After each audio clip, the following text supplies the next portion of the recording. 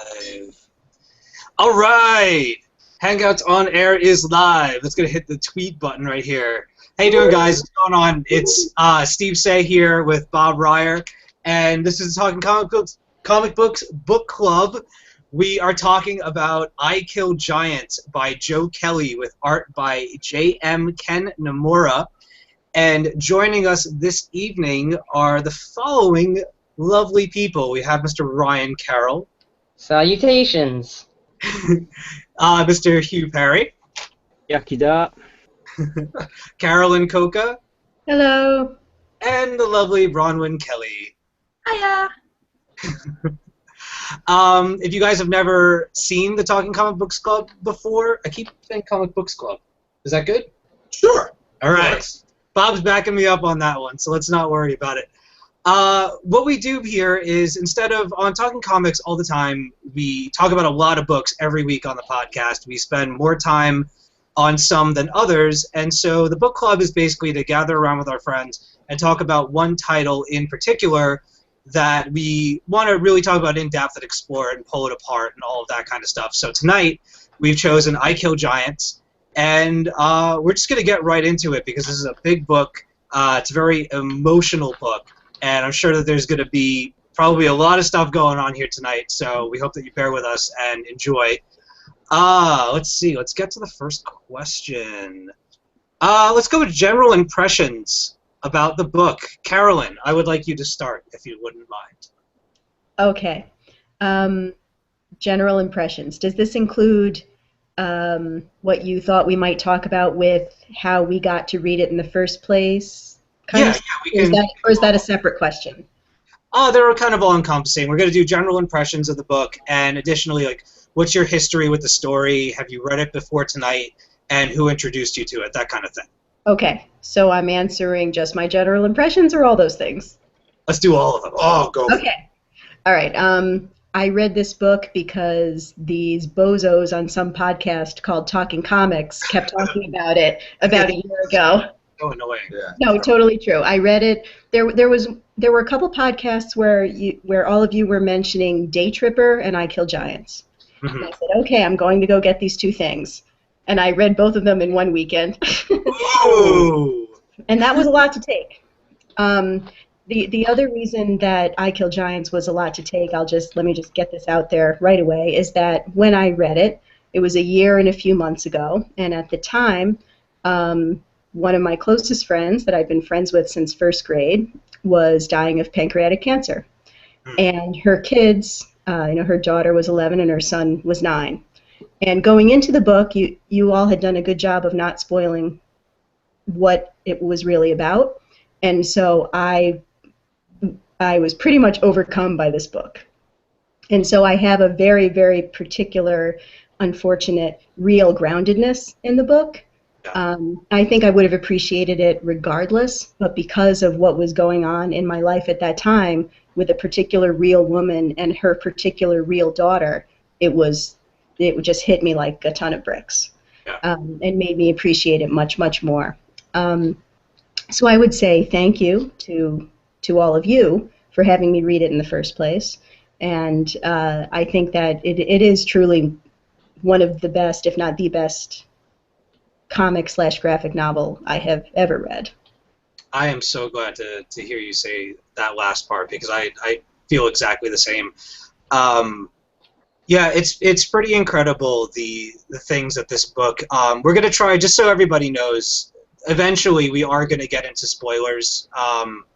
This book is like we said, it's a very emotional book. We have to talk about certain aspects of it if we're really gonna dig into it, and we're gonna get, inside of it and the characters and the atmosphere and the struggle of the characters in this story. But I've read it once before when we first started Talking Comics. I went. Our friend Rob invited me over to his house, and in his basement, he's just got this tremendous, tremendous comic book setup. And rifling through the boxes and everything, I was just going to town on his collection, and I found the single issues of I Kill Giants, and I saw the covers of them, and the artwork just popped out and grabbed me. I didn't know anything about it when I first picked it up, and I started reading it, and immediately I fell in love with it, head over heels. I loved like the anime feel of it, and the atmosphere, and how the characters, even though they were very exaggerated, felt real to me. Particularly when Barbara goes into her home and you meet her family. It all felt real. But anyway, I read the book, and reading it issue by issue, I didn't have this one big lump, so I had to carry the books around with me. So I'm carrying them in like little single bags. And I had a party I had to go to in Brooklyn. And towards the end of the party, the story was in my head so much and so bad that I wanted to know what was going to happen, that I actually took my beer and my food, and I went inside and sat on the couch in the living room and started reading. I think it was the last 3 issues of the story. And I'm sitting there, like, eating my burger with tears and drinking my beer with one hand, and just, like, people were walking past me, and they're like, dude, it's a party. I'm like, no, you don't understand. I have to finish this book. I need to know what's going on. Eventually, the party came to me. I had like 5 or 7 people sitting around me as I was finishing this book, leafing through the first couple of issues, and I got about 4 people to either order it on Amazon or go home with it that night. The story was so powerful and pulled me in so much that I had to ignore everyone and everything that was going on, even though I'm supposed to be socializing and there's, crazy live music going on outside, and I'm on the couch because I had to finish this story. It would have been in my top 3 of all time since we started talking comics. After reading it again today, I might also have to give it the #1 spot. So that's where I'm coming from. Bronwyn. Hi. This is your first time. This is your first time on the book club. Welcome. Welcome, Bronwyn. Thank you for having me. This is a wonderful book to start with. I read this on your recommendation, Steve.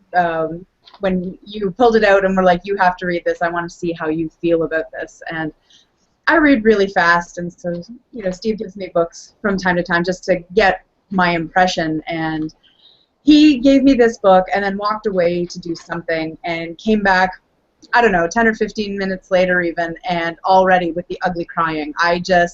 This book hit me so hard. I sobbed my way through it. I enjoyed the character of Barbara so much, and there are so many actually wonderful characters in this book, but Barbara she reached out and grabbed me, and watching her go through this struggle from the beginning to the end. And in the beginning, you're like, okay, and I even teared up a couple times at the beginning, just the different things she was going through, but by the end, there was nothing left. And poor Steve comes up to me on the couch, she's like, are you okay? Like, are you going to be, I'm like, you have to leave me alone until I'm done the book. I need to finish it, so you're going to just have to, you did this to me, you're going to have to deal with it. Oh, it was so wonderful. But yeah, no, by the end of it, I was distraught. I need a hug. Oh, man. Brian, what about you? I first heard about the book on L Talking Comics podcast. I didn't know anything about it before, and it had always been in the back of my mind that I really wanted to read it. I actually didn't read it until we decided that we were going to do it for the book club, and so I got it out from the library and I read it, and boy, was it a punch in the gut. The first time I read it, it was a little weird. Sometimes I'm in a mood where I just I can't pay attention to one thing and focus my attention on one thing, so I unconsciously sort of sped through it, and it didn't hit me with the full emotional force that it had today when I read it very, very deliberately, very focusedly, and very slowly. And it is a wonderful book. Like Steve said, I really like the anime, the whole very manga-esque art style of it, the sort of exaggerated facial expressions. It was interesting to make it a black and white story. I think that sometimes it could have used some color, but I think that also black and white was very thematic. Yeah. I thought about that earlier today as to whether or not the story would benefit from color. And I don't know. I think it works either way. I'll tell you one thing though. The cover of the story, if people can see this looking at home, that red that's on the cover for the Titan edition. I mean, that is like some dark red business going on right there. It almost makes me crave even like a black, white, and red version. Sin City sort of thing. A splash of red or yellow for the lightning or something would work. But you know what's odd about the red is that I don't want to get too ahead of ourselves, but if the Titan had been colored red, that would have made us, I think about him or it in a very different way. When he or it is blackish gray, you think, is that a Titan or is that a tornado? It's very shadowy. You know, if it's red, you might be like, well, clearly that's a Titan. Yeah. Yeah, definitely. Black and white offers an opportunity for your imagination to fill in the color. Yeah. I think also the I don't want to spoil it yet, but the black and white is very evocative of a certain other character in the book who's always in the shadows until a certain point. Someone whose Barb is trying to keep very obscured in a way. Yes. Right. Oh God, I can't wait till we get to the conversation of some of these pages. And if you can hear them, there are motorcycles outside my home. No. They're serenading us as we talk about I Kill Giants. We will move on to Hugh, and we'll wrap up with Bob, and then we'll move on to our questions. Hugh, what do you got? Yeah, I mean, kind of echoing what everybody else says. I completely agree with Ryan about like the first read. It's still like when it didn't really hit me emotionally until sort of like the last few pages, and brought forth the, to quote Bronwyn, ugly crying. But I've read it twice this week, and both times this week, I think because I understood how the book ends, I think I appreciate a lot more this, the theme throughout the book, because I think the first time I read it, I think I may not have like completely grasped like where it was. So in that respect, Yeah, I mean, I didn't see my first initial read of it. I did not see the end of it coming, even though all of the writing is on the wall. I was a little bit too engrossed in it, and there's a very clear rhythm to the book. Like even where the issues, like the chapter breaks don't feel like traditional. It's almost as if the next page, like the starting page of each issue, would be the cutoff point for each one, but it's not. It's like that moment right before the climax of that section of the story. Anyway, Hugh, I'm sorry, you were saying? It's almost as if, like, throughout the book, Barbara goes through, like, peaks and troughs, like when her stress levels hit, like, a certain point, and things start to sort of, like, get on top of her, and then, like you say, it sort of, like, comes to a head, and then it sort of, it's very sort of up and down until you reach that sort of like last bit where everything just comes, and just, hits really hard. But yeah, I think with the black and white art, I think there's some really cool, like the way, I think shading works really well, because when things are getting like quite grim, some of the pages are really, really dark. It's like, more or less mostly black. And only the characters are white, and I think it just sort of pulls you into the mood of the book that bit more. But yeah, going with regards to how I found it, much like Ryan and Carolyn, basically found it through Talking Comics and yourself. And I think I remember the first time I read it, I tweeted you saying I was a bit of a mess afterwards. After I read it this afternoon, the first thing I did was took my glasses off, sat back on my chair, and just went. So it's a fantastic book, but it's heavy. Yeah, it certainly is. Bob, give us your thoughts. I found out about it from Talking Comics too, amazingly enough. Hey! my colleagues had certainly recommended it. It was after you had interviewed Joe Kelly at the first New York Comic Con that we did. Right? I was so nervous. And I told him that too, because I'd been trying to get him all weekend. I didn't talk to him until Sunday. It was actually the last thing that I did. And the whole weekend, I talked to him on Thursday, and I'm like, I have to sit down with you. This story means a lot to me, and I want to, I want to pick your brain, particularly because it takes place in Long Island, New York. Yes, North Shore. Yeah, and that's where we are. And I mean, we've been to where this takes place. I've walked there. You most definitely have, and it's just awesome. I even have in my book, you can see I have an autograph from Joe, and it has my favorite line. We're all stronger than we think. Joe Kelly. So fantastic guy. I might actually post the interview link when we post the link to the book club. Now I was lucky you guys didn't spoil it. No. Just you need to read this. It's very emotional. And you start in, and you're not sure where you're headed. Barbara is, to almost sort of segue into our second question, she's sort of the annoying teen girl you see in way too many things.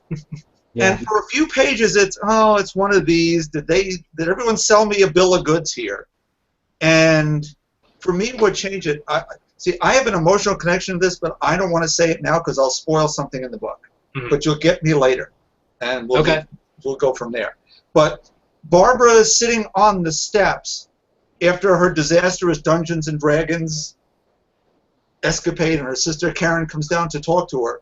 From then on, as she's talking to herself and her little elves or whatever, I knew there was something else at work here. And I was then completely sold.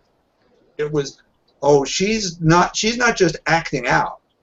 There's something in her life that is making her be harder, a little more brittle. What's she trying to deal with? Right. And from there on in, I want to see what she's dealing with, because what's this reaction? How big is this?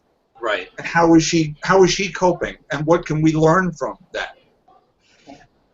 Good stuff. It is. Oh, man. All right. So I think I probably should have done this at the beginning. I'll do it now. For those of you that don't know what I Kill Giants is about, we've been talking about it for quite some time and never really gave an official synopsis. It's a difficult book to set up because you don't want to spoil anything.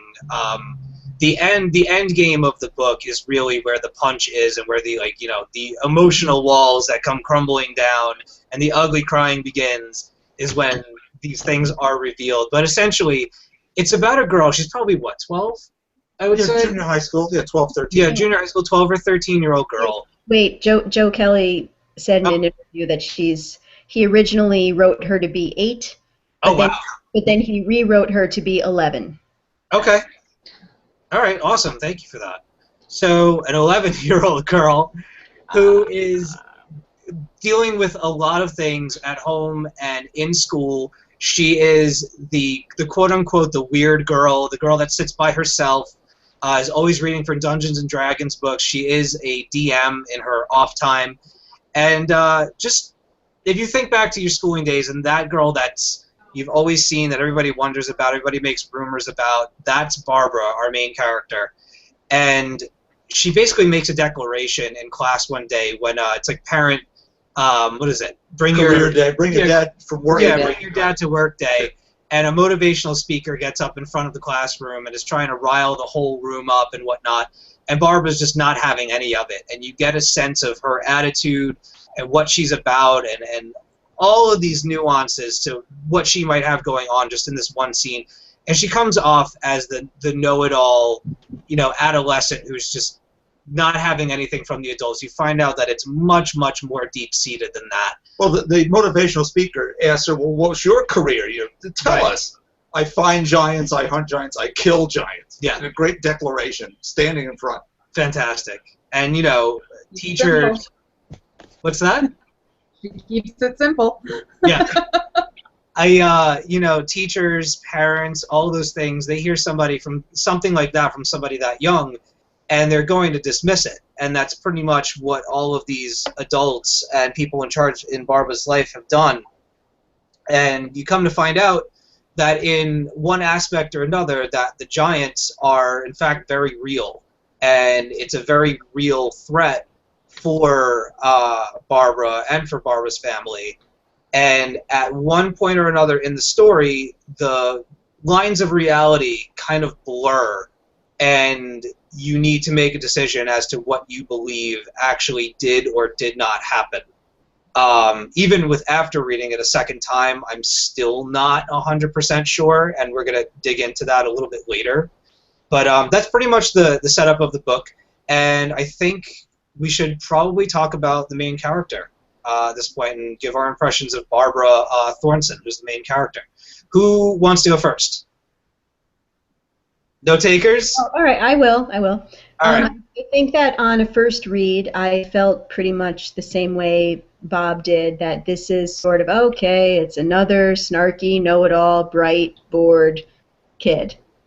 And so, you know, yes, she seems to be, she's interested in Dungeons and Dragons, and she says something like, I don't like dumb people, and most people are dumb.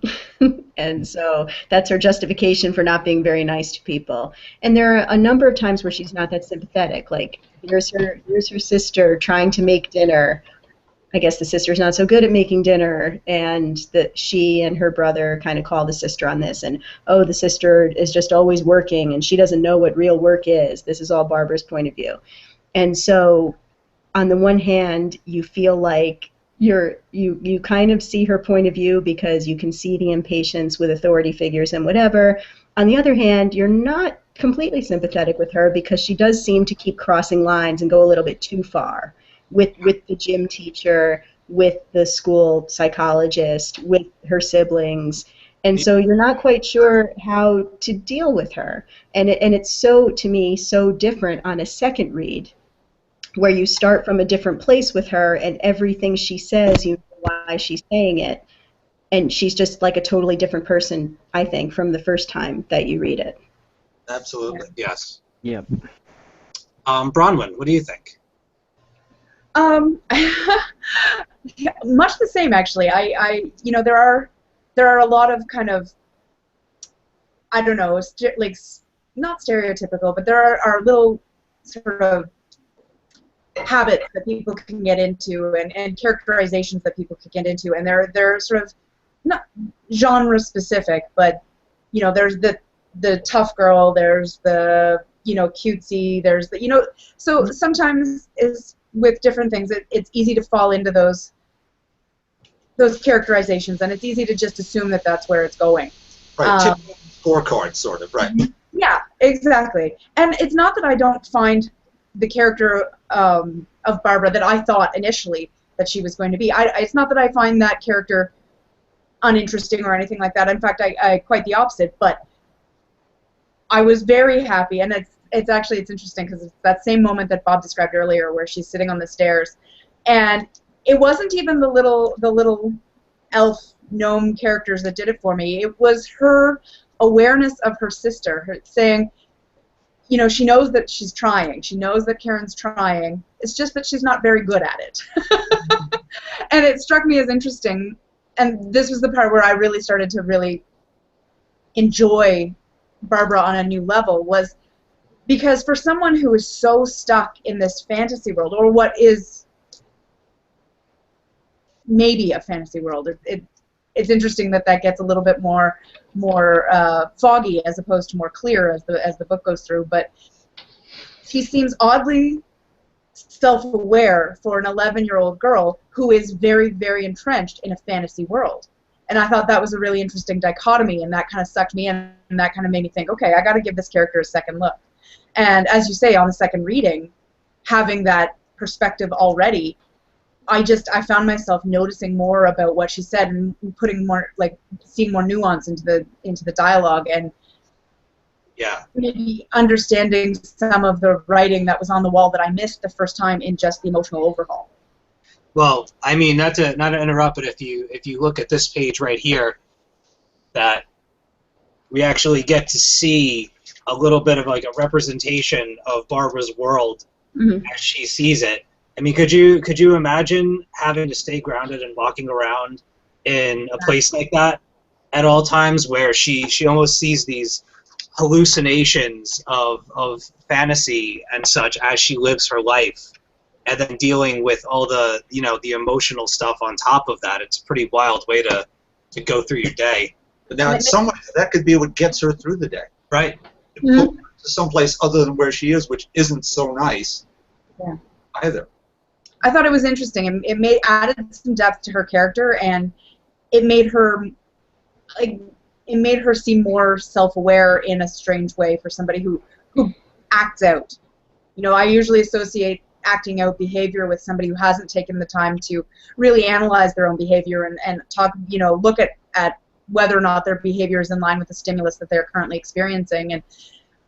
And I mean, certainly her behavior is in line with the stimulus that she's experiencing on more than one level, but it's amazing to see that sort of centeredness in a young female character that was initially portrayed in such a general way, where she is the snarky, mutinous, intelligent but isolated preteen girl. So to get those extra layers of depth was really interesting for me. I really enjoyed that. I got a lot of buy-in for that. Nice. Hugh, what do you think? Much like Carolyn said, I think you go through the first reading of it and you not so much dislike her, but you don't sort of feel for her as much as you do because you don't know a full story yet. When you come to the second reading, I especially when I read it today, she's quite a tragic character really, because she's quite she's very sort of sassy, and she's just always got a very confrontational attitude towards people, no matter who it is. And it's only, is it Sophia? Yeah. And it only seems to be her at first that she kind of doesn't present that front to. And like you say, even down to times like when she sat at the dinner table and her sister's shouting at her saying, "I don't know what's wrong with you," and she says to her, I think something like, "I busted my ass over this," and she just screams back at her saying it's something like, "It tastes like you put your ass in it," or something like that. And but yeah, I mean, once you understand where she is mentally, I think you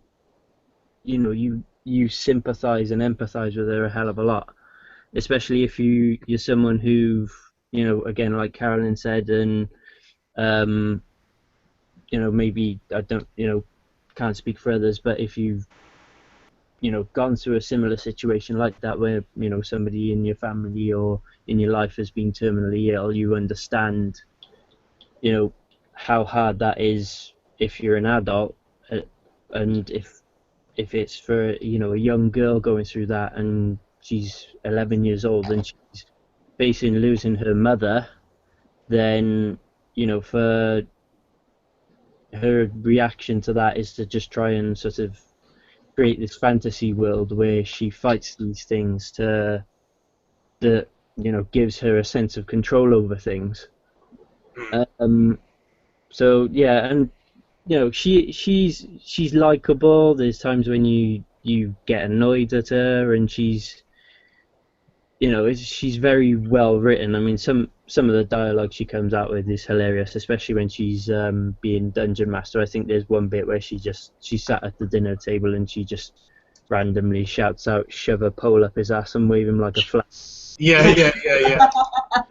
I love that line. I posted it. I tweeted a picture of that earlier. But yeah, I think she, like I said, she just, I don't know, in terms of comic book characters that take you on their journey with them. Once I think it takes repeat readings for you to fully appreciate it, but I think she's one of the most affecting characters that I've ever read, to be honest. I agree. It's funny. My first impression of Barbara was that she reminded me of myself to some degree. So it's funny. It's funny. I wanted to kind of get a couple of reactions to when you first get introduced to her character, because I was very much like that when I was going to school. I was a little bit of a wise ass, and the kind of person who felt like I understood where people were coming from. One of the things my teachers always liked me because I was very much a straight shooter. And that's kind of what Barbara is, that she's very matter-of-fact about the way the world works, and she calls people out on their stuff. And suffice to say, I was very much like that growing up. So her invasiveness and just her wit and her snark and whatever, I was like, hey, like, I'll sit at your lunch table. I totally get it. I totally get it, man. It's all right. And then finding out that there was reasons, very good reasons for her lashing out at people and just being under this tremendous pressure in certain aspects of her life that for an 11-year-old girl are very, very difficult to deal with, that I understood why she was the way she was. I mean, she was pretty extreme. She even goes so far as to hit people, and physical violence is never the answer, but given the circumstances of her life at that point, I totally get it, and I think it just made her a more interesting character. And as the story goes along, just the display of courage that you get to witness by her actions, by her beliefs, by even the world that she's built around herself, I just find to be very, very fascinating. Every time I read it, I mean, I've read it twice now, and you know the story after reading it the first time. The second time around, you get to really soak it in, and you really get to look at aspects of it that you didn't see before, like her interactions with like the fairy people and the dragons and all these different things that are in her world, that they all represent a reality that she wishes for, and it's just out of her grasp, because whenever something looks like it's going well, the Titan or the giant is always looming. It's always calling to her from a distance, because she knows that it's coming, and it's near, and she has to face it. Really, really powerful stuff. So, all right, I'm gonna stop talking, because if I keep going, I'm gonna lose it. Bob, fill me in. Well, sure. For me, on second read, what you end up with is understanding where her defense mechanism comes from. Mm-hmm. When you're a kid, your home is supposed to be safe. Well, her home isn't exactly safe. Dad's missing. You don't know where. He's just gone. Sister's trying very hard to put it together, but she has her own job and her own struggles, and she doesn't cook very well and is under her own set of stresses. There's almost probably another mini-series about her we could tell. I would love to see a mini about the family.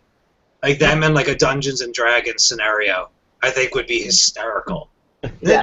And then she goes to school, and as the outsider girl wearing various hats with rabbit ears and whatever, and the Dungeons and Dragons girl who's smarter than everyone around her at some level, there's no safe haven there either. She runs afoul of the school bullies. Doesn't help herself either by spitting in her hand. But wouldn't we all love to do that? Oh my goodness, I cheered. She does all those things we wish we could, but don't. And then we see why, because it ends up that, and she even pushes away when she does make a new friend in Sophia. She keeps trying to push her away. Yeah. She's invited over to watch an Olsen twins movie. I don't watch movies with twins. They remind me of The Shining. And it's fair. Yeah, admittedly, but still, okay. Trying to help. Someone wants to be her friend, and she can't process that. But it's because she says, don't get too close to me, Sophia. People close to me die. Yeah. That bit hits me hard. No tears yet. Not yet. Getting close. Should we pass the stick to Ryan? Yes, absolutely. Mr. Ryan Carroll, thoughts on Barbara? Well, I'm somewhat embarrassed of myself to say that when I was first opening the page to the book the first time, and I was absorbing my first impressions of Barbara's character, the inner youth in me came out, And I said to myself, oh God, no! Why do you have to do this? Why can't you keep the world copacetic like it should be? And so I kind of I was embarrassed vicariously through Barbara for everything that she was doing, even though she had no feeling, like no reaction to it. But as the story went on, I really came to admire her character because she was, even though she was very, she had a very bipolar way of acting almost. She did things that no one else in the story or in reality would be willing to do. Like she had so much confidence. Like her standing up to the bullies was just something that it stuck with me completely. I mean, I haven't been in that situation, but the fact that she never at any point backed down from what the bullies were doing was just really interesting to me. And at the same time, she never, she wouldn't always accept the support that, from that a lot of adults were trying to give her because she didn't feel like she needed it, which on the second read, like everyone's saying, you really see is tied into what she's trying to block off in her mind and the walls she's constructed around herself. Like she kind of, despite being so headstrong and confident, she at the same time kind of just wants to stick her head in the sand in regards to issues with herself that are very related to her mind and are very emotional. And you can really see that on the second read. You can understand pretty much every line of dialogue and where she's coming from with it. Well, not where she's coming from necessarily, but why she would be saying that. And on the second read through for me, it almost felt like the scenario shifted, where I felt like I was an alien or an intruder in Barbara's reality. On the second read through, I empathized more with Barbara. I felt like she was the alienated person in everyone else's world. Interesting. That is a neat perspective. Wow. Now, how quick was your second read after your first? Really tight together or spread apart? Well, I think that my first one I did in half an hour or an hour, and like I said, it didn't hit me so hard. And then the second one I read about half, and then I said, oh, I should take some notes for the book club. So I scurried upstairs and took some notes, and then I continued to read, and I saw the book so clearly. Because for me, when I start to read a book, it's just there's a lot of one of the best parts of reading any kind of literary thing for me, whether it be comic book or regular book, is that moment when everything with like the theme and stuff clicks for you. And that was what happened, all the motifs and stuff and symbols. And that's what happened for me midway through that second read through. Man, I'm losing my spot here. Listening to everybody, I'm getting so like enthralled in what people have to think about this book. Oh man, it's just making it good though. Well, let's talk about here. Let's switch gears for a minute, and let's talk about the whole reality versus fantasy aspect of the book. For those of you that haven't read it, we apologize if we're going to spoil a couple of things here, but it's kind of difficult with this one not to. When we're getting to about chapter, I would say 5 through 7, the lines of reality begin to blur as this storm or nor'easter starts to make its way into the island, and basically during the climax of this book, Barbara has run away, she's distraught, and the storm is coming in, everybody's looking for her, and lo and behold, the oncoming storm is in fact a giant, and not just a giant, it's a titan. Titans are known to be unstoppable, and it's up to Barbara to basically put an end to this thing. And the people that she's around, the people that she's doing this with, that are in her company, all of a sudden are seeing her world, and they're seeing her reality, and they're seeing the Titan, and reacting to it, and running from it, and yelling about it, and directly addressing this thing that so far in the story we've been taught to think that it's just a figment of her imagination, perhaps brought on by stress, and it's a fantasy world that she's created. But now all of a sudden you're involving these other people. I still, even after reading the book 2 times, I still can't tell if what was going on in those scenes was actually happening, or if Sophia and Taylor are just finally feeding into like Barbara's need to deal with this situation. Does anybody have any thoughts on this? I have thoughts. All right, Ryan, go for it. If anyone else wants to talk, I can wait. Nah. But okay, so what I interpreted, the first time around, I was kind of confused, and the second time around, I kind of developed a sort of consensus in my mind about it. And the way I view it is, maybe Taylor was just kind of freaking out because she saw maybe it was like a water spout or something, like some kind of tornado, like they mentioned. What I think with Sophia was that this is the first time that, I think it's, if not the first time, then one of the first times since Sophia saw her mom in the room, what you later learn is her mom. It's the first time, I think, that we're starting to see any more fantastical elements. And at that point, I think the reason that Sophia is seeing it as well is because seeing Barbara's mom has made her understand Barbara's pain, and she can actually see through to what Barbara's saying. Everything up to that point that Barbara had been saying was just kind of like pieces of a puzzle, I guess. And actually seeing her mom made it kind of click for Sophia, and then she was able to interpret herself what Barbara was seeing. Yeah, I agree. She's seeing it through Barbara's eyes for the first time. Because she does mention it's a giant. I'm looking at the page right now. Yeah, that's the first moment where she realizes what everything about Barbara is. She's seen the bits and pieces, school and now home, and now it's out there and it's coming for them. Yeah.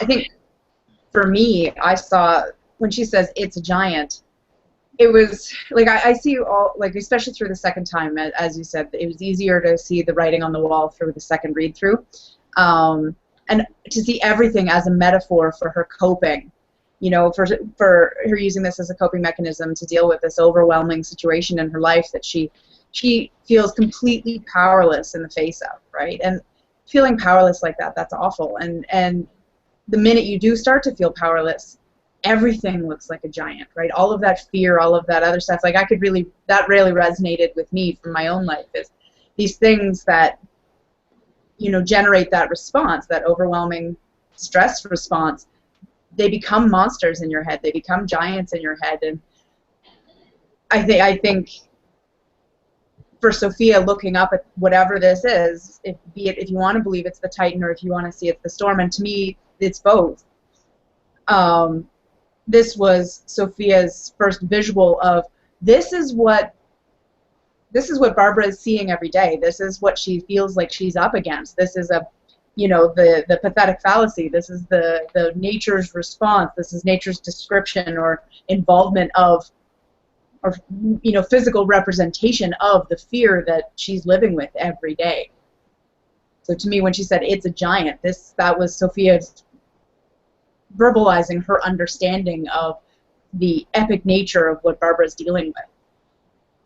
Wow. Yeah. Hugh, what do you think?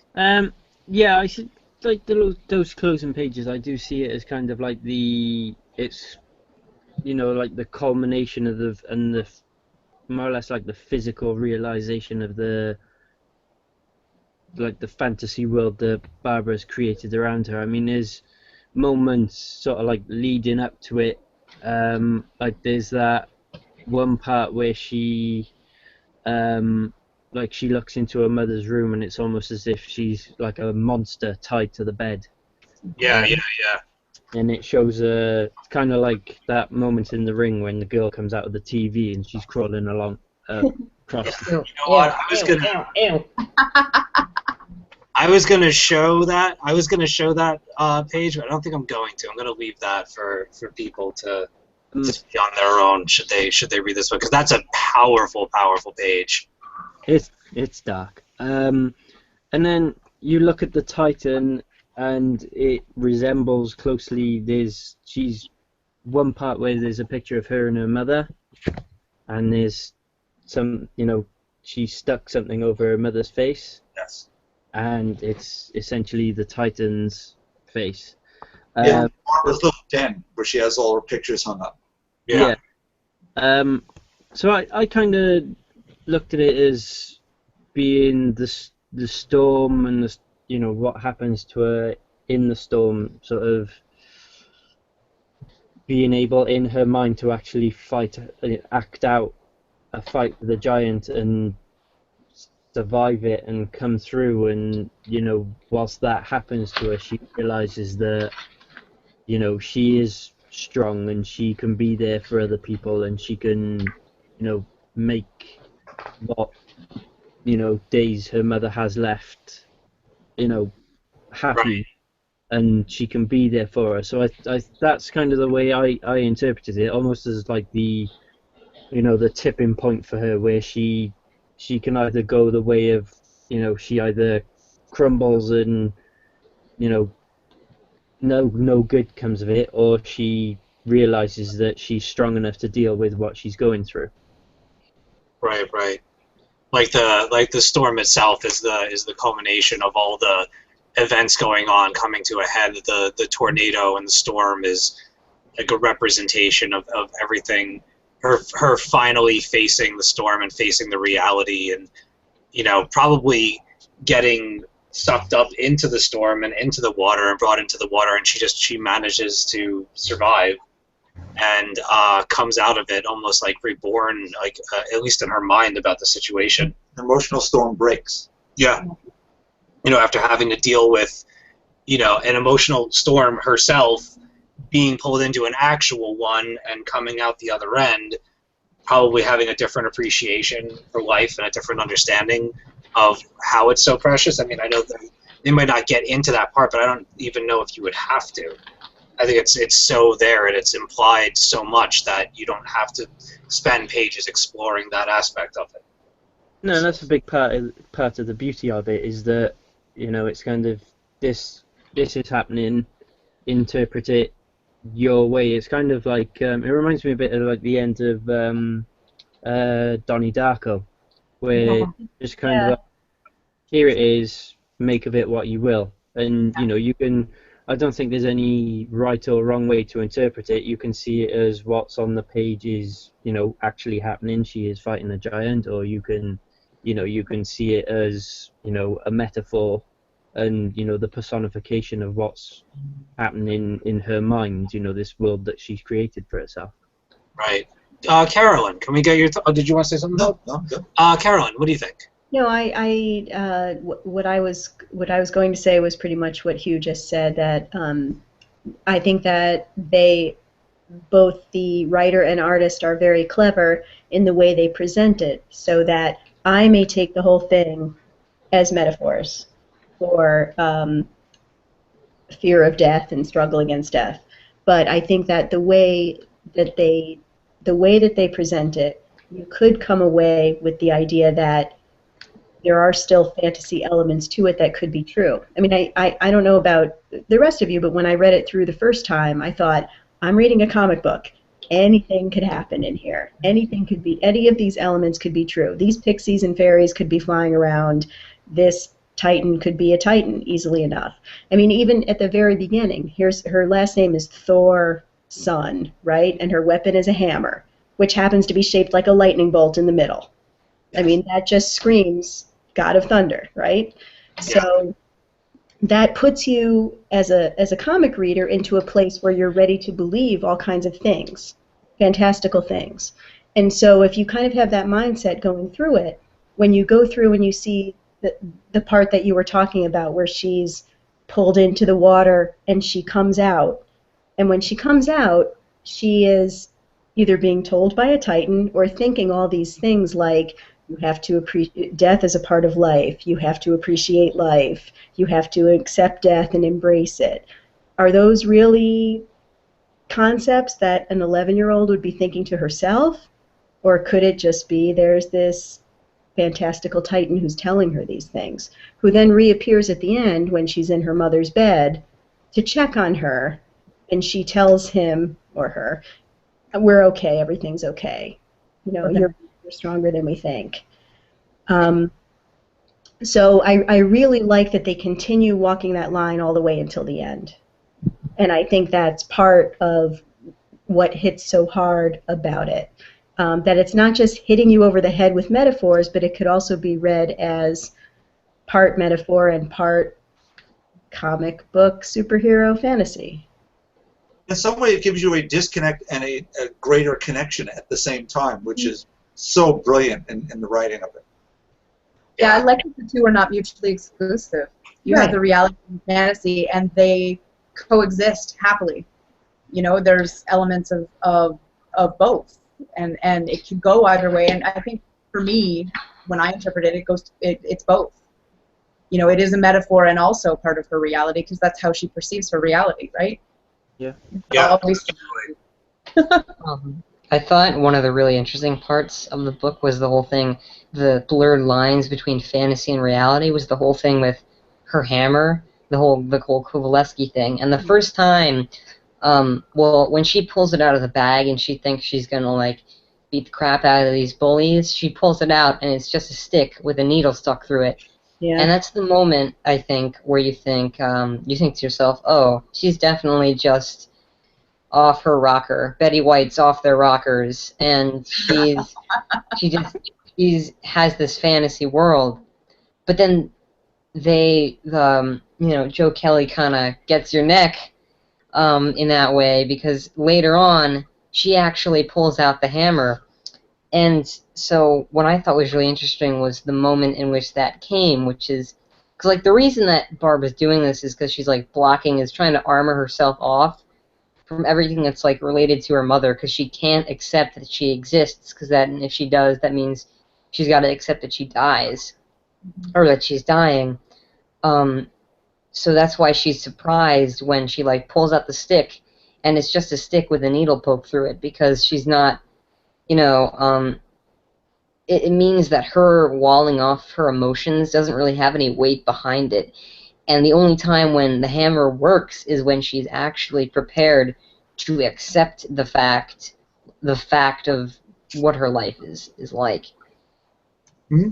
Now, there's also an interesting moment. It's after she comes back from the storm, where they see the porch and it's pristine, but then you'll notice that the hammer has actually made a big dent in the outside porch. Yeah. That other people can see.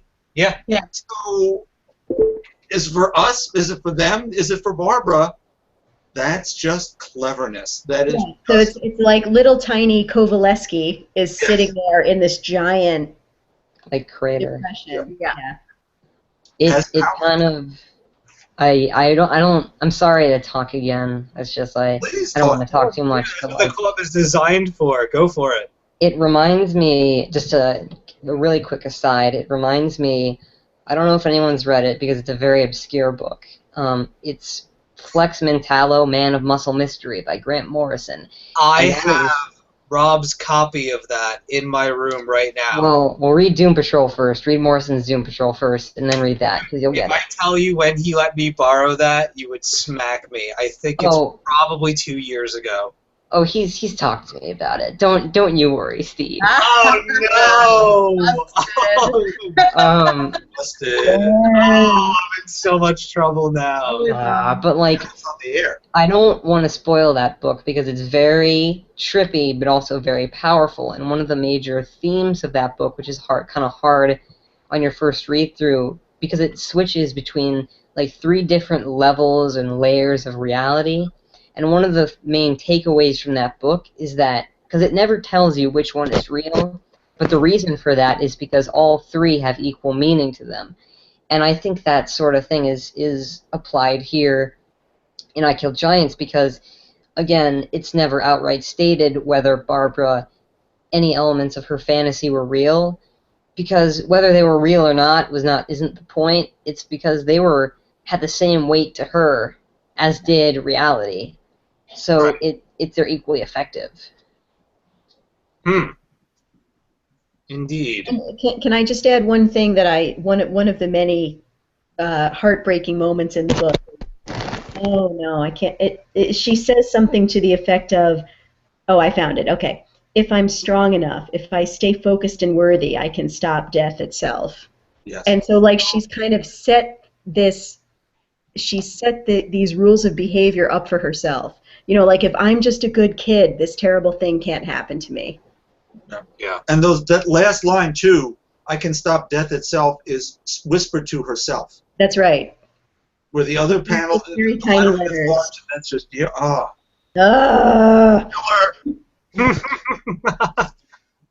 I love it. I love it.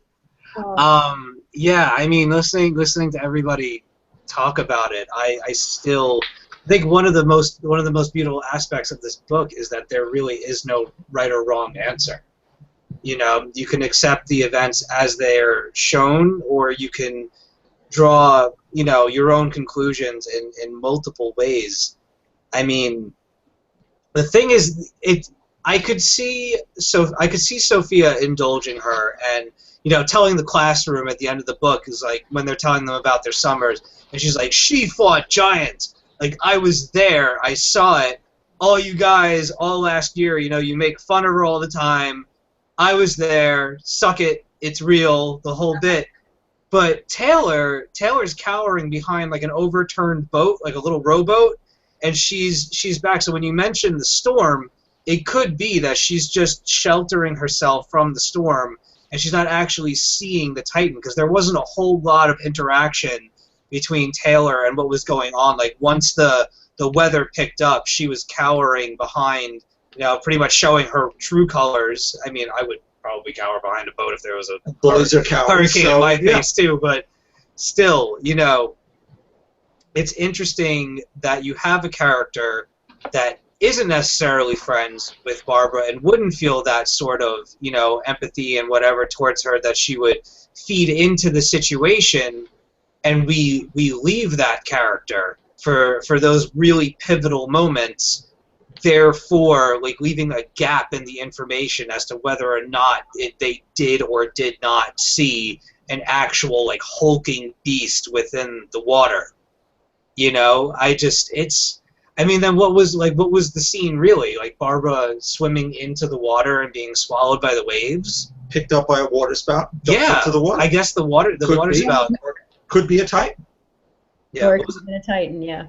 Certainly she saw something. Like, I think Taylor saw something, because she then, you know, cut fast forward to the next year in school, and she's trying to bully somebody else, and in walks Barbara, and she cowers in front of Barbara. So there's... I can't remember. Like, I can't remember if it's Taylor or if it's Sophia. One of them actually sees the fairies. It was Sophia. It's Sophia, right? Yeah, and then that's how she knows that Barbara's back. Yeah. Okay. Like, right before Barbara walks in, the fairies are there. Yeah. I mean, not to jump too far ahead, but what's up with Barbara reading the Queen Bees and Wannabes That's book Mean at the Girls. end? That's the book that Mean Girls. About Mean Oh, Girls. is it really? Yeah. Yeah. Oh, okay. I didn't know that. Yeah. That's cool. That's a good movie. You just have a minute to appreciate that she's laughing at her brother, who's listening to Mandy by Barry Manilow. Oh, yeah. Oh, I love that. Mandy, I love that. you gave and you gave without taking. Oh, no. Take it. Ryan. I was gonna say, the Cradle of Filth T-shirt that her brother's wearing while they're playing D. The cruelty of her DMing is so harsh. Oh, but I loved her in that moment. Yeah. She's like, really? That's the way you want to play it? All right. Times 8. Yeah, Trying to find the stick it up your ass, the whole thing. It's There it is. Wave him like a Shove my flag. spear up his ass and wave him like a flag. So good. When she's walking down the corridor at the end with Sophia, and Sophia says to her, "You should try it. The Uptown Boys are cute and they can dance." And she says, "It's not real music, Sophia. Yeah. Come over and I'll play Johnny Cash." Yeah, I'll tell you the part today that got to me. Like I'm not ashamed to admit that I teared up probably about 4 or 5 times today while reading this. I didn't do that the first time. I didn't do that the first time at all. I knew reading it that it was one of my favorite books, but I hadn't shed tears or cried or whatever, missed it or anything because of it. But today, it's not that far into the book, is this page, that first time when you see the calling to Barbara from the upstairs portion of the house, and you can see that beam of sunlight that's coming in, which is a really strange way to portray that part of the house, that there's this like beautiful ray of sunshine, like a welcoming natural gesture of, like, you know, the whole rest of that panel is super dark and like engulfed in shadow, and there's this bright beam of light that's like, you know, come over here, come stay here, you'll be safe here. That's where, you know, her mother is, and that's where she doesn't want to go. She has to stay in the shadows and stay in that world and hide from that part of the house. And it looks to be the brightest part of the house. And also notice that instead of it looking like she's got sweet rabbit ears on, it looks like devil horns. Like she's the bad kid. She's the bad kid for not going to the light. Yeah. On that note, I felt like in my second read through, I really felt for the mom. Just like, you don't cover it that much, but the whole thing I can't even imagine the pain of, like, you're dying and your daughter, who, like, you love, just refuses to even come see you because she can't accept that you're dying, so she just refuses that you exist entirely. It's kind of like in all the lines up to a certain point that reference her mom, it's blacked out, like some kind of confidential. I wanted to talk about that too. Like some kind of confidential CIA document. Like they're wiping all traces. He's been redacted anywhere. Yeah. We have to talk about your blank, and it's all blacked out. There's nothing there. And then there's that whole conversation between Mrs. Molly and the sister, and like the whole things, because as soon as they start discussing it in an open forum, she completely blocks it out, and the book and the writer and the artist, they bring you right inside of Barbara's head within those moments. Like, all of you're watching it from afar, you're like a fly on the wall watching them at dinner.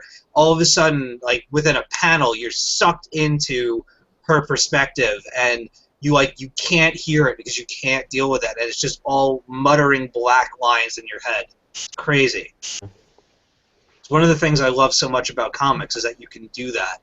Oh, it's so impactful. Yeah, like for readers that pick up on that kind of stuff, it's really, really effective. It was, yeah. Bob. Full disclosure. Yeah, we're into this part of the book. We sort of talked about what a lot of this is about, I guess. So. Yeah, we're doing it now. Okay. My mom died from emphysema, basically a day at a time for 7 or 8 years. So I saw this. Yeah. My mom was in the back bedroom, waited on it. Every day was worse than the day before, and in and out of hospitals and whatever. And this is, you process things in just this way. Yeah. I have a friend. Hugh, you're killing me. I have a friend right now. I have a housemate who, I mean, he's not here, and I'm sure he wouldn't mind if I talked about this. But he wants to read the book. He's a book hound. He reads all the time, and I've been feeding him Why the Last Man and Lock and Key and stuff like that. And I was talking to him about this book today. This is getting a little personal in his life, but his mom actually passed away, I think it was early last year, from about like 5 different types of cancer all at once. She was a super, super, super sweet lady, always loved me. I've known my housemate Tom for probably about 18 years by now. She was always super sweet, and I warned him today when he said that he wanted to read this book. I said, I'm just, it looks playful and it looks, super stylized and cool, and it is, but I'm telling you right now, I said this book is going to get to you specifically. So, just be forewarned that if you have any ties to not even just cancer, but to someone that you love, having to watch them pretty much, fade away. Both my grandparents and a whole bunch of stuff. Let's just say this. I know what it's like to be in a situation where you're bedridden and you're waiting for company and you're waiting to hear from that one person, and you don't know one day from the next, and it just doesn't come. And it's really, really, it's sad and it's damaging, and it can definitely get to you. And like what Ryan was said about thinking of the story from the mother's perspective, and just how emotionally crippling that must be, that that it's your dying days and your own daughter you're getting word from her people at her school and from the sister of her acting out, of her getting into fights, of her skipping school, of her basically living within this fantasy world, and there's nothing that she can do about it because she refuses to even look at her or see her. She sees the oncoming death as this monster that she can't look in the face until finally she's ready. Just emotionally crippling stuff. Yeah, I mean, this is the first time, as most of you know, my grandfather passed away earlier this year. This is the first time I've read it since then, and he was diagnosed with cancer probably about 6 or 7 years ago, and again it was just watching him decline throughout that time, and eventually he ended up where he needed to be put into a home to be looked after. And it wasn't until this kind of made me think about how I reacted, because for a while I used to make excuses to not go and see him, and you want to retain that sort of image of someone at the sort of how you remember them, being full of life and looking healthy and stuff like that. And it took me a long time to get to the point where I was like, no, I need, I can't do this to him, and it's not right that I disconnect myself from him for because he's ill. It's wrong, but you don't necessarily mean to, but you just somehow end up doing it. So yeah, it did. I think that was another reason why the book hit me so hard this time. I think it did make me think of my grandfather in that respect. Yeah, I hear that. Want to move on to Happier Pastures? Sure. All right, and thank you guys, everybody, for sharing. Oh no! Is our video all good? Can you guys see us? We can now. Okay. I still don't understand, for people watching, I apologize, but for some reason the live video feed is not posting to our YouTube page, so I'm not entirely sure if you guys have been able to watch us. Hopefully this is archiving, and we'll put up the post tonight, so this is available for people to go and check out. The internet seems to be a little wonky this evening. But all right, let's go to some mysteries about the book. We'll do 2 more topics, and then we're gonna get out of here. So let's see. All right, what is exactly the deal with Barbara's intolerance to baseball? Does anybody have any thoughts? I do. Okay. Go for it.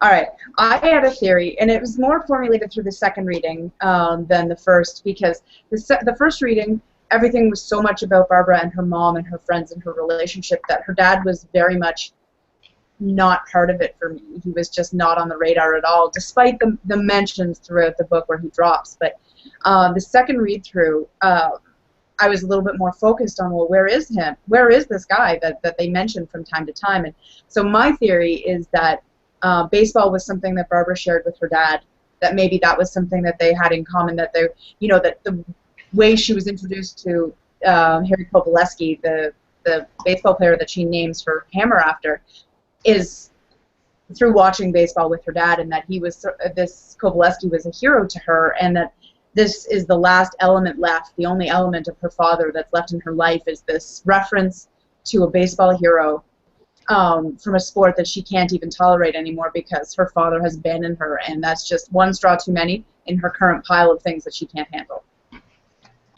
I would have to agree with you entirely. Maybe she just hates gym class.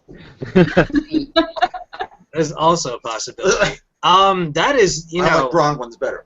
Yeah, no, I mean, I'd had similar thoughts. I would not have been able to put them so eloquently as you just did. Very nice. But, yeah, no, I definitely can see that. I really, yeah. Man, I swear, I'm at such a loss because every time that somebody adds something to the story, I'm so lost in their theory that I'm sitting here pining over and we're live, so I don't have time to think about it. Carolyn, save me. What do you think about the baseball stuff, or just the father in general? Where is this guy? Okay, I guess I have two different answers for that. Number one, I think the father is just an absent father, and I don't think there is any further explanation for that. And just that, you know, we can either think that he has just not been around recently, or he's not been around for a long time, and because he's not been around for a long time, he's absent enough from his kids' lives that he feels like he can't step back into them. So he's just not even a part of their lives at all. The reason that I don't think it's that baseball is about the father is actually because of the Titan edition. You know how in the back there are a bunch of script pages? Yes. Okay.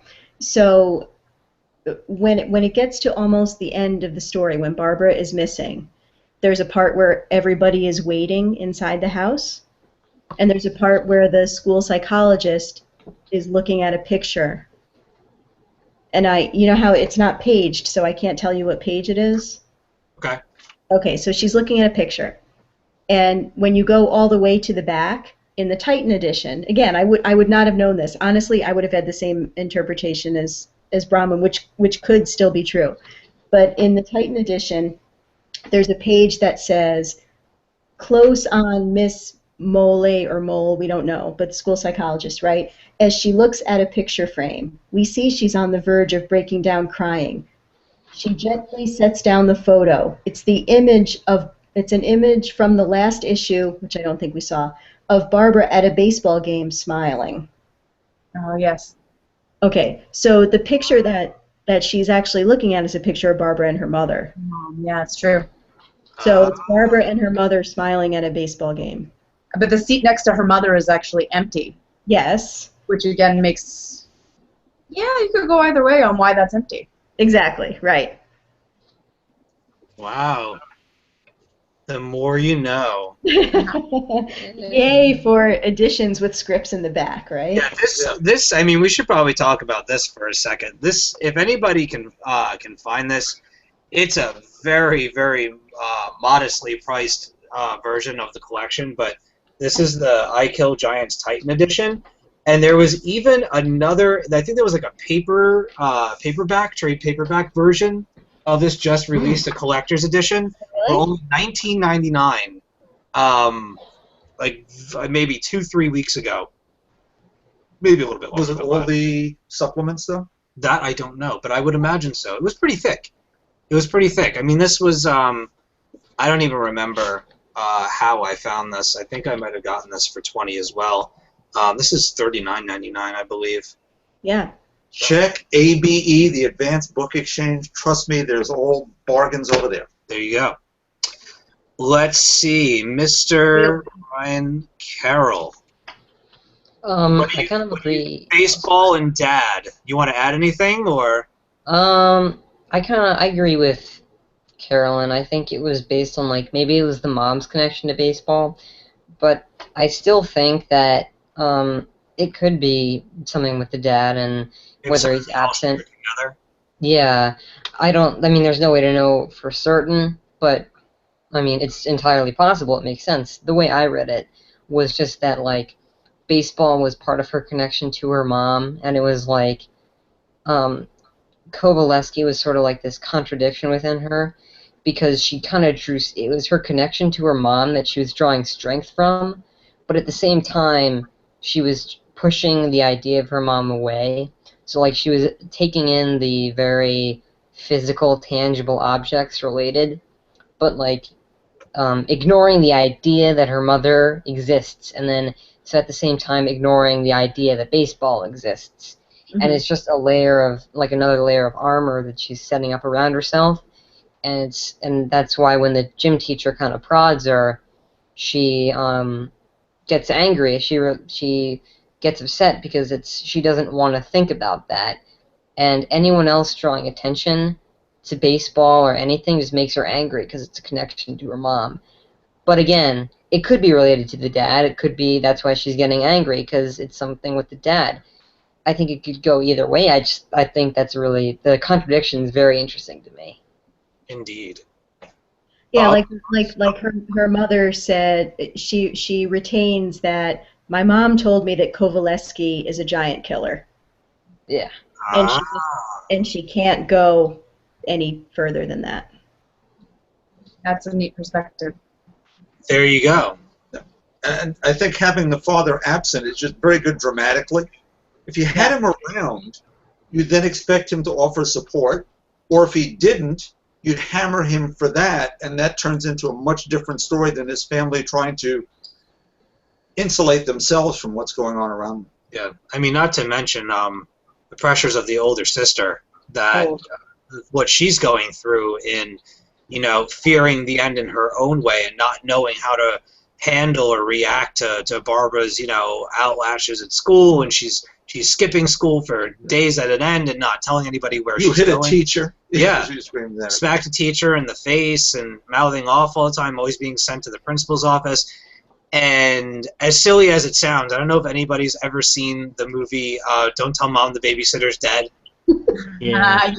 Yes. All right. So I think of Christina Applegate's character and having to look after her brothers and sisters, and I kind of put her in that role as Barbara's sister, and just a tremendous pressure that you would have taking care of at least, what was it, maybe 3 or 4 younger children. Well, it was like the 2 kids and then their friends as well. So. Oh, and friends were over? Okay. All right. That's still a lot, though. But Barbara's perspective is, oh, my sister, all my sister talks about is work. And, of course, as an 11-year-old, she's not understanding the sister has got to keep this job because she's got to keep money coming in because she's got to feed the sister and the brother, and maybe she's covering the mother with health insurance. Who knows? True. Very true. For me, one of the most interesting things about this book, outside of the story and the just sort of as a side note, is that most books, most stories in general, be it book, movie, comic book, whatever you want to say, most stories that are centered around a young protagonist, like Barbara in this case, are typified by a lack of strong adult roles, because in the context of a story where the main character is a young child, it's almost impossible to have a strong adult. Otherwise, you just expect that the strong adult is the main character because they're the one you should be counting on. They're the one you should be looking to. They're the one who should be providing that leadership and that support and that strength and all of that. But I thought this book was fascinating and just absolutely, well, perhaps not unique, but definitely interesting and strange for the fact that it has at least one really, really excellent adult role in Ms. Mollet or Moll or whatever, the school psychologist, who is a really supportive and really interesting and intellectual and well-written and strong adult character, and it doesn't detract from the fact that this is still Barbara's story. Mm. that's an impressive achievement from a writing perspective, because that's not something you see. Very well said. And also she's a woman of color. Yes. Yes, indeed. Again, not something you see. The comment that Barbara makes, she says, it's not because you're black, I'm not a racist. Yeah. Yeah. So, such a straight shooter. Yeah. Never have to worry about what's going through her mind. She'll just tell you. So, Hugh, did you get to talk about this stuff, or are you good? I kind of agree with bits of what everybody said, really. I mean, there's obviously some sort of... Barbara relates baseball to, previous years in her childhood. Like, say, she might have shared it with just her mother or both of them, or, there's obviously something there which she can no longer look at it because it maybe reminds her of a time when she was happier. Right. But when it comes to her father, it's, there's obviously like a fair bit of animosity towards him because I think there's one bit, I think it's in the wake, there's just like a load of sort of random speech bubbles around the page and someone saying the bastard didn't even bother to show up, they're better off without him. So there's obviously, he's obviously gone because there's some bad feeling there. But yeah, I think pretty much everything everybody said I agree with. It's a clever piece of writing to remove the father figure from it, and it opens up, like Bob said, it opens up this whole other dynamic. Yeah. For the book to use then, and her Miss Mollet, she's the one character that's an adult in the book who keeps going back to Barbara and doesn't give up on her, no matter how shitty Barbara is to her, no matter, she physically assaults her and she's just downright horrible to her. She keeps going back to her and saying, look, you need to speak to me, we can deal with this together. And, she's the one adult with the who can give her the time to sort of say, right. Open up and we can deal with this together. Right, where the sister isn't able to, spread herself out to everyone, and where she doesn't have the time to give Barbara the attention that she obviously needs, that there's this other person that's trying to break that wall down and to get through to her. And especially the part where she does hit her and doesn't rat her out for it. Everyone gets one. And I love that, because she also is setting a boundary, too. So it's not like she's just letting her get away with anything. She's still being a responsible adult figure in Barbara's life. She says, you get one. And then at the end, you see that Barbara realizes that what she was trying to do for her, and she actually, she sits on her mother's bed and says to her, she thanks her and says, you really helped me. And, even then she's still supporting her and asks her if she's okay, and she says, yeah, I'm okay for real, but I'm really, really sad. And she's just sort of sat on the bed munching on a cookie while she's saying it. So yeah, I think, the whole thing with the father, I think it's kind of, I think it's deliberately ambiguous. I think it's there so you can make your own mind up about it. Can I say one more thing about the father? No. Of course you can. Of course you can. I found myself comparing the absent father in this book to Underwater Welder. Oh God, let's not talk about that book. Which I know you love, but I feel like I have to say, and I'll tip my hand about Underwater Welder. I had a hard time with that book. Yes. Because I felt like maybe this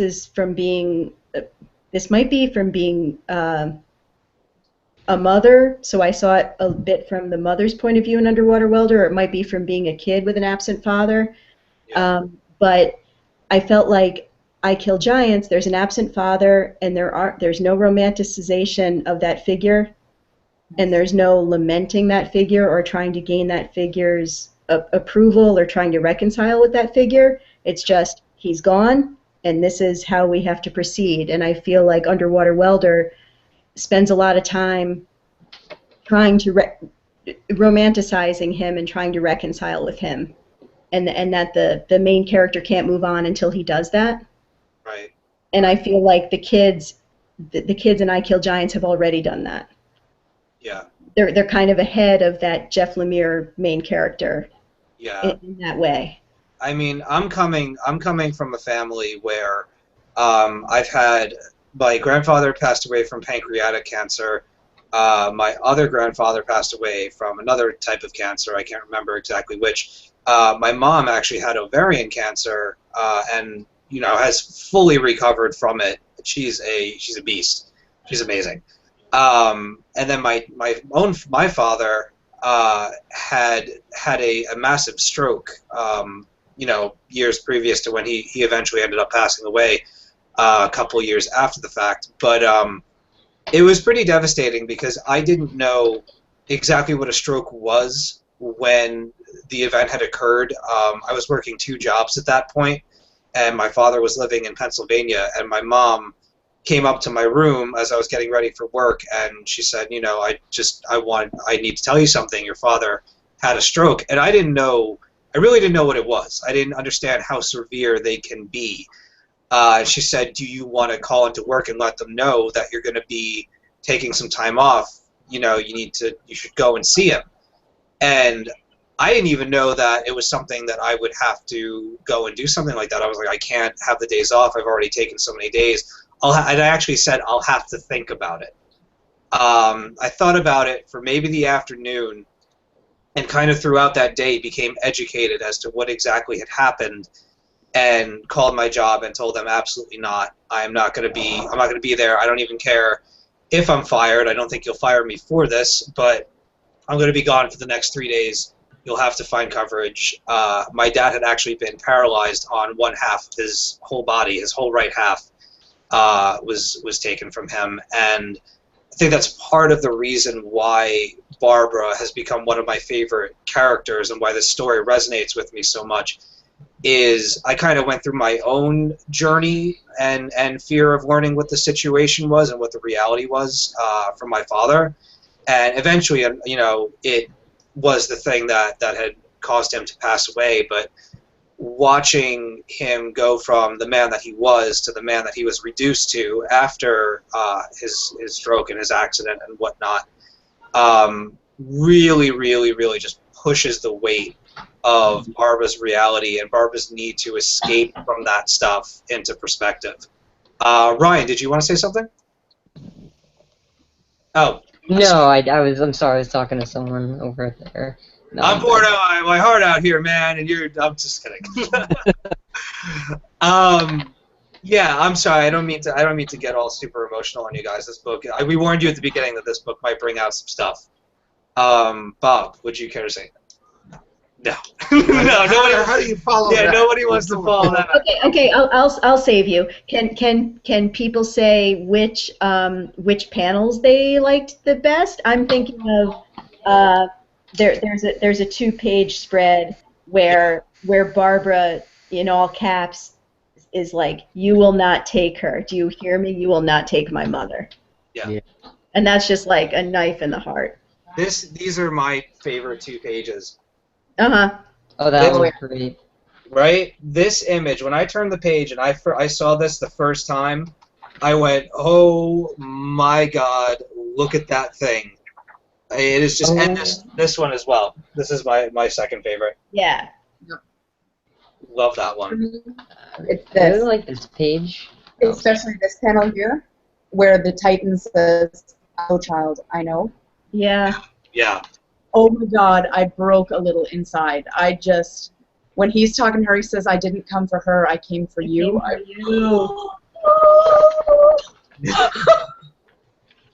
But Barbara's willing to go with that, right? She's willing to give herself. I really like this one. How I read it. You don't have to read it that way. Yeah. Go for it, Ryan. I really enjoyed this one. It's the page that immediately succeeds that. It's where Barbara is just against the white background, and she says, I believed, I fought so hard, and then the giant says, "I'm sorry." Yeah. That was just for a book that's so. It's interesting because it's got a almost like it's got a lot of detail. It's not extremely sharp in its detail, but everything in the background is illustrated to some degree, and to have a panel with just white completely, And she looks so beaten, and she seems so small and so beaten. It's just amazing, that panel. And the giants immediately after to sing "I'm sorry." It's just wonderful. Yeah. Yeah, I mean, I love that whole sequence where she just gets like dragged into the water and the Titan's speaking to her. And I think actually you see the Titan underwater, but you never actually see her with the Titan, funnily enough. But like it's saying to her, "All things that live die. This is why you must find joy in the living while the time is yours, and not fear the end. To deny this is to deny life. To fear this is to fear life. But to embrace this, can you embrace this?" And then in the next panel, she like breaks out of the water. Yeah. It's Yeah. a moment, and then the next page, then she's walking up the stairs in her house, with like, her friends and that, and she finally makes that, that jump to go up the stairs, and then she walks into the room with her mother, and just like those few pages, that's when it's just like, that's when I crumble. It's like a weight has been lifted off her shoulders. I'm not sure if there's like a difference in the way she's drawn, the posture or something, her body shape, you can see the difference in her character, and just in how like the weight is gone. She doesn't have the weight of the world on her shoulders anymore. Right. Bob, you wanted to share a panel with us? It's a little after it's the evening of the wake. Oh. And so it's Barbara in camera here. There we go, sort of. In her mother's bedroom, just wiping away a tear. She sort of said her goodbyes, and then the Titan appears, and we'll be all right. The last page is certainly her in the bed. Yeah. And her fantasy characters may be saying goodbye for the last time. She may not need them anymore. I don't know. I think they should hang around. Get them to do her bidding. So, okay, I've got one more question for the group, and then I think we're going to wrap it up. Okay. Wouldn't you guys love to see this as some kind of a film? They've talked about it. It's been talked about for a while that they can't make the decision as to whether or not it would work better as a live action or an animated film. And I wanted to know, would you prefer to see it as live action or animated? And if you can think of anybody that you'd like to see do it, please share it with the group. Michael Bay. No! Delete, get out. That is the wrong answer. Where's Broke my heart. Eject Ryan Carroll from The Hangout. Whoa, it's just, geez Louise, the sarcasm inquisition in here. Nobody expects the sarcasm. Nobody expects the sarcasm inquisition. Michael Bay is not allowed anywhere near this thing. But Michael Palin is. Yes. Who is this? Michael Palin. Terry Gilliam. Oh God, Terry Time Gilliam. Bandits sort of thing. I would just see a giant foot that comes down and steps on the Titan. That would be amazing. I would really love to see it as an animated feature. And if I had my dream come true, the director for the movie would be Mamoru Hosoda, and he is the director of an anime, a 2009 anime called Summer Wars. What's that? Yeah, see, Bronwyn knows what's up. Yes, that would be incredible. Right? Oh. If while we're talking about my favorite book, I could talk about one of my favorite animes too, for those of you watching that are into anime, or for any of you illustrious panel members that have not seen this movie. It is an anime film called Summer Wars. It's about a guy who poses as somebody's boyfriend and gets sucked into this technological doomsday scenario where it's in the future and everybody's living where everything in life is taken care of through this massive online network, and a virus gets into the network and basically starts taking over all of the world. It knows all of the launch codes for all of our nuclear weapons. It messes with the traffic lights to cause accidents. It basically creates havoc all throughout Japan. And it's the story of this family binding together to defeat this virus and basically get all of the world behind them to, you know, make right and whatnot. Anyway, check out a trailer for it. It's called Summer Wars. I highly, highly, highly, wholly recommend watching it. It is phenomenal. One of the best animated films I've seen in over 15 years. That is who I would love, love, love, love to make this film. So for anybody watching that's ever seen it. I mean, Bronwyn, you've seen it. Do you agree? I do agree. I really enjoy it. I think that would lend a really interesting and unique perspective to the book in terms of, well, we were talking earlier about the black and white versus color, and that would, yeah, I think that as a director he would make some interesting choices in terms of the use of color. Mm-hmm. It's certainly a big aspect of Summer Wars, I think. So. Yeah. I was thinking about if it was going to be an animated feature. The story to me has a tiny bit of a feel of the Iron Giant, and so the guy who directed the Iron Giant, which I believe is Brad Bird. Yep. I yes. He would do justice to the story. Yeah, he did The Incredibles as well. Oh, see, yes, nailed it. I'll put it somewhere in between. How about 3D puppet animation? I'd love to see Henry Selick, who did James and the Giant Peach and Coraline. Ooh. That could be spectacular. Interesting. But I was thinking about how, and let me preface this by saying that I'm partial to a lot of art of mainstream superhero comics in that they're colorful and bright and interesting and happy and whatever. Having said that, I think that there was no other art style that would have suited this book as well as the art style that it has. And so that got me thinking that a great way to adapt it would be like the way that The Dark Knight Returns was done. Did anyone see the video of The Dark Knight Returns, where basically they're just straight out panel by paneling that graphic novel? Yeah. And so I feel like in order to preserve the power of this particular art, that would be a great way to do it. Yeah, why not? That'd be awesome. Oh, I'm loving all these different interpretations. Here's a funny coincidence. I was thinking, there's one anime I really like called The Girl Who Leapt Through Time. Yeah, dude. Thinking... That's the people that did Summer Wars. I know. I just Googled it and I was like, yeah, there you go. Those are the guys that did Summer Wars. Nice. Yeah, that would be cool. I'm on board with you there, Steve. Yeah, Bronwyn, we should watch that. You would love that one. That one's awesome. Perb. You can get those two movies as a double pack, I think, in DVD. Oh. Mm-hmm. Or... Well, I know you can because I got it. Mystery solved. All right. So, does anybody have any closing remarks about? I was gonna. Oh, right, Ryan. I was gonna mention the movie. Yes. The movie. Go for it. So, I thought it could be cool to be animated, traditional animation, like very like an anime style. I don't really know anime that well, but I thought someone like Miyazaki would be cool to do it. Spirited Away, all the Studio Ghibli stuff. That'd be good. I mean, I would name something like your high art anime, but I'm just some kind of uncultured swine in Japanese cinema.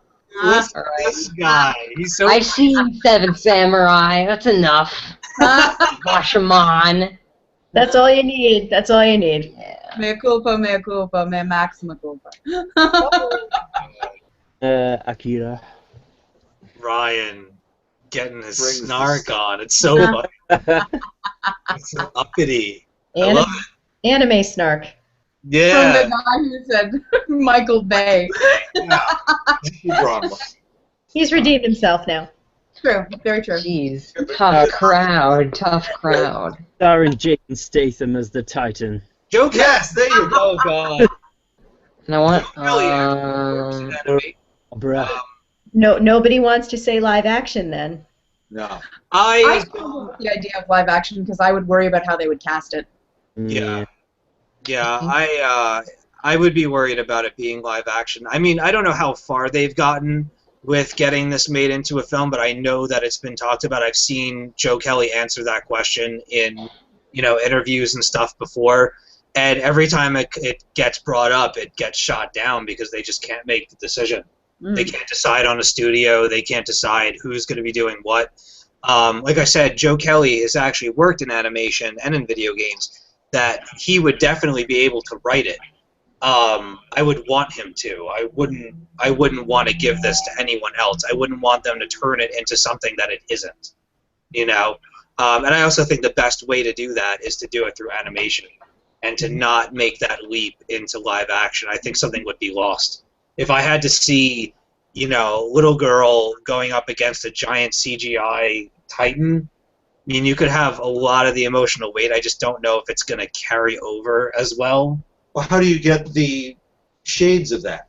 Yeah. Now it is a Titan, and it's standing there. Yeah. I feel like if you did it, animation-wise, you could do it panel by panel, and you could follow the story to the letter and not have to deviate from anywhere. Because this has movie written all over it. There's so many characters that, you don't need to spend time fleshing them out because it's Barbara's story. The kids can just be who they are. Her school life has its own place within the story. You don't need to develop that. It could just be what it is. I would love to see this in animated form. Seriously. Yeah, I think one other way that might work is maybe a stop motion type thing, kind of like the Fantastic Mr. Fox. But absolutely, that could be interesting as well. Straight out motion comic. Like they've done. I don't know. I haven't been the biggest fan of those. It might work for this though. I don't know. So does anybody have any closing remarks or final thoughts? Down with Michael Bay. Oh, you know what? No. I'm sorry. I want to turn the floor over to Bob. Bob, you had something that you wanted to... Oh, just to mention, since this is a book club, a fellow named Daniel Keyes passed away this week at age 86. I don't know how many kids still read his work in school, but he wrote Flowers for Algernon. Yeah. Which was made into Charlie many years ago. Cliff Robertson won an Academy Award. It was required reading back when I was a boy, which was centuries ago. It's science fiction in a way. It's about a fellow who's retarded in the old way of things. This word is used repeatedly during the book. Certainly challenged. They come upon a scientific method where they can boost his intelligence. Algernon in the story is a mouse who he's running a race with in a maze on paper to the actual mouse. And you watch his progression emotionally, mentally, as he goes from a 70 IQ to the smartest man on earth. And things don't go well. I don't want to ruin... People should read Flowers for Algernon. Go to your library. Every library has Flowers for Algernon. All right. And it should be read. Daniel Keyes passed this week. I will check it out. There you go. Thank you. Excellent book. All right, so Michael Bay sucks. You know it. Flowers for Algernon doesn't. Flowers for Algernon does not. And no one noticed my giant shirt. And I Kill Giants does not suck. Buy this book. I'm really... It took me until right now to make the connection to Bob's shirt. Yeah, me too. Don't worry, you're not alone. Oh, man. I wondered why when you came in wearing that, I didn't even think anything of it because I know we've been... You were such a fan, I had no idea. I'm a Giants baseball fan. I'm not old enough to remember Harry Kovalevsky beating us 3 times in a week. Oh, man. But his brother Stan pitched for us. Did he play on the Giants? Stan Kovalevsky did. Look at Harry that. pitched for the Phillies and beat us 3 times in a week. Hence, he's the Giant killer. Talking sports. on the Talking Comics Book Club. Chile World Cup 2014. Oh, no, we're not doing World Cup here, man. That's the podcast. That stuff is crazy. What happened today or yesterday? Nigeria won. Yesterday, England is eliminated. Oh, what about Germany today? They tied Ghana. So that's good for the U.S., provided they can beat Portugal on Sunday. USA. We need a Talking World Cup show. Is what I'm getting Julian.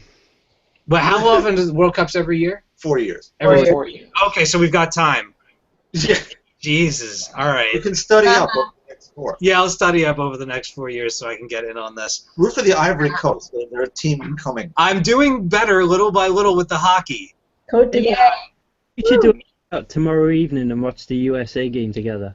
If I can watch it online, I'll watch it. I'll be home. That would be cool. This time next week, I'll be in Canada visiting our guest Bronwyn over there. Going on there. Ooh. That's another podcast as well. All right. So closing remarks. I Kill Giants by Joe Kelly with art by Jim Ken Niimura.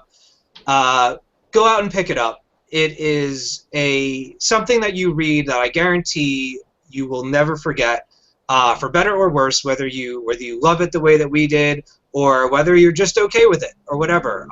It is a comic book collection that should not be missed by anybody. I think we could all agree on that. Man. Absolutely. Stick with you forever. Rousing huzzah! Come on. Huzzah! Oh, man. That's killing me. You didn't give us the signal. The signal, high sign is the high sign. When I raise my arms, the whole roof's got to go up. So say we all. Hey, see, there you go. I got an Arsenio woof. I got some yays going on, and Galactic. Ryan's just Yes. There you go. All right, you guys. Thank you so much for joining us. Of course, Talking Comics, TalkingComicBooks.com is the website. You could find us at Talking Comics on Twitter. My personal Twitter is at @dead_anchorus. Bob, you want to give your email? Bob Ryer at TalkingComicBooks.com. And Ryan, your Twitter, if you would, sir. Hey, everybody. How you doing?